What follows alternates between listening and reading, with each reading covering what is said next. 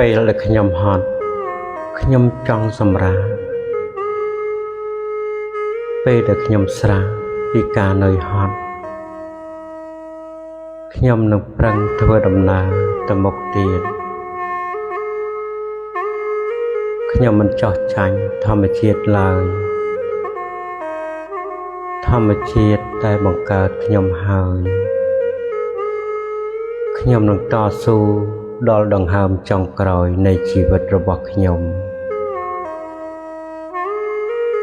ជីវិតមួយនេះដើរដល់ចំណុចចុងក្រោយរបស់ខ្ញុំហើយដូច្នេះខ្ញុំសូមបិទភ្នែកសម្រាកជារៀងរហូតបងប្អូនកូនចៅទាំងឡាយសិស្សទាំងឡាយដែលបានបង្រៀនក៏អ្នកធ្វើបានល្អហើយសម្រាប់ជំនួសការងាររបស់គ្រូសូមបងប្អូនកូនចៅទាំងអស់ចាំឲ្យបានច្បាស់ថាសង្ខារធម៌ទាំងឡាយមិនទៀងក៏ប៉ុន្តែសេចក្តីស្លាប់ទៀង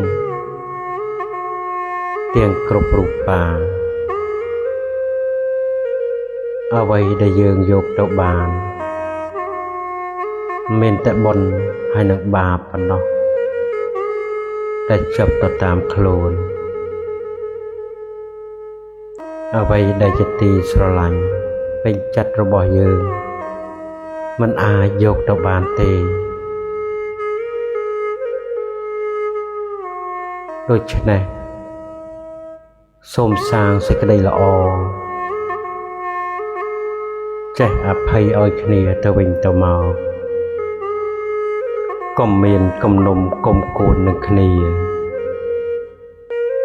យើងត្រូវគិតថាពេលដែលយើងមកខ្លួនទទេទៅវិញក៏ទទេស្អាតម្លោះហើយពេលដែលយើងមានឱកាសនៅជាមួយគ្នាត្រូវតែសាងអំពើល្អជាមួយគ្នានឹងគ្នាឲ្យបានច្រើនជាទីបំផុតគ្រូសូមលាហើយចាំជួបគ្នានៅជាតិខាងមុខទៀតលាហើយ